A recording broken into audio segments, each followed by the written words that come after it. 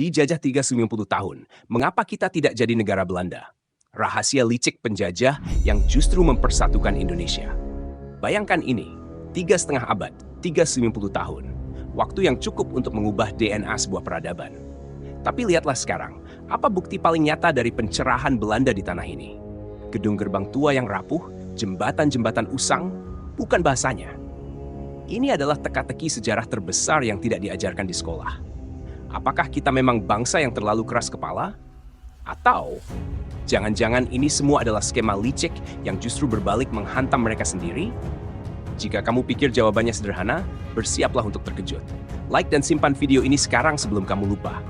Pernahkah Anda bertanya, dengan logika paling brutal sekalipun, mengapa setelah berabad-abad dijajah, lidah kita tidak pernah benar-benar mengenal bahasa Belanda? Bandingkan dengan India yang fasih berbahasa Inggris atau Argentina yang berbahasa Spanyol. Ini anomali. Ini tidak masuk akal. Dan di balik setiap hal yang tidak masuk akal dalam sejarah, selalu ada strategi politik yang gila-gilaan. Sejak detik pertama kaki mereka menginjak Nusantara, pola pikirnya bukan penjajahan klasik, tetapi eksploitasi korporasi murni. FOSI, sebuah perusahaan dagang dengan tentara bayaran. Tujuan mereka bukan membangun peradaban, melainkan merampas profit sebesar-besarnya dengan modal seminimal mungkin. Pikirkan ini. Apa yang lebih murah? Mengajari jutaan pribumi bahasa Belanda yang rumit, membangun sekolah-sekolah mahal, dan memberi mereka akses pengetahuan Eropa yang suatu hari bisa membalikan senjata.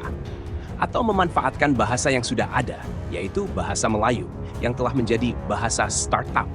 Asia Tenggara abad ke-17. VOC memilih opsi kedua. Ini adalah efisiensi yang kejam sekaligus jenius. Komentar di bawah. Menurutmu, keputusan VOC ini bodoh atau justru brilian? Inilah ironi besarnya. Indonesia menjadi satu-satunya koloni di dunia yang sebagian besar diperintah dengan bahasa non-Eropa. Mereka begitu haus uang sampai-sampai tidak peduli menyebarkan budaya sendiri. Fokus mereka hanya satu, kontrol dan uang. Namun, ketika VOC bangkrut dan pemerintah Belanda mengambil alih, segalanya berubah.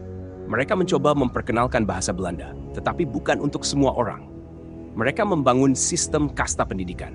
Hanya anak-anak Belanda dan segelintir elit pribumi yang boleh masuk sekolah bergengsi seperti HBS. Bahasa Belanda sengaja dijadikan simbol status, sebuah privilege, sebuah tembok pemisah antara tuan dan budak. Mereka tidak ingin kita setara. Bahkan seorang R.A. Kartini, bangsawan Jawa yang fasih, masih diperlakukan dengan rendah oleh pejabat Belanda yang sengaja berbicara Melayu kasar padanya. Miris bukan? Coba cek, apakah ada nenek moyang kalian yang sempat merasakan sekolah Belanda?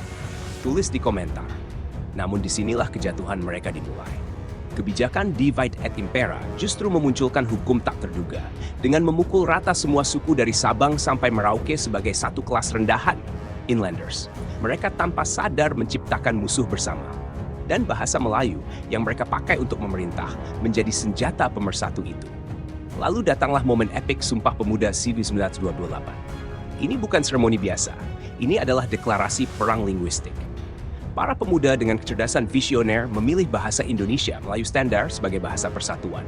Bukan Belanda, bukan juga Jawa yang dominan. Ini adalah langkah strategis paling cerdas dalam sejarah nation building. Setuju? Pukulan terakhir datang dari Jepang. Mereka menghapus total sisa-sisa bahasa Belanda dan memaksa penggunaan bahasa Indonesia di segala lini. Jepang, tanpa mereka sadari, telah memoles dan mempertajam senjata pemersatu yang nantinya akan digunakan untuk mengusir semua penjajah, termasuk Belanda, yang mencoba comeback usai Perang Dunia. Pada akhirnya, proklamasi kemerdekaan dan penetapan bahasa Indonesia sebagai bahasa negara adalah pembalasan sejarah.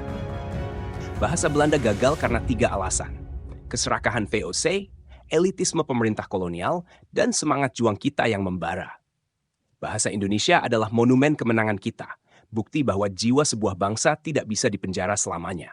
Share video ini ke semua orang yang kamu sayangi, agar mereka tahu betapa gagahnya leluhur kita berjuang melalui bahasa. Jadi, lain kali kamu berjalan melewati bangunan tua Belanda, jangan lihat itu sebagai simbol superioritas. Itu adalah kuburan bagi ambisi mereka yang gagal total. Bahasa kitalah yang menang. Bahasa kitalah yang bersatu. Jika kamu merasa hari ini bisa berbicara dengan saudara-saudaramu dari ujung lain Indonesia dengan satu bahasa, berterima kasihlah pada para pendahulu kita. Sekarang gua tantang lo semua. Tulis di kolom komentar bawah, Menurut lo, apa jadinya Indonesia kalau kita sampai pakai bahasa Belanda? Apakah kita akan lebih maju atau justru kehilangan jati diri? Let's debate. Jika video ini menginspirasimu, jangan ragu untuk like, subscribe, dan share. Ikuti juga akun media sosial kami untuk konten-konten kritik sosial yang lebih mendalam. Bersama, kita bisa di bagian dari perubahan menuju kebaikan. Sampai jumpa di episode berikutnya. Bersatu, kita bangga jadi bangsa Indonesia.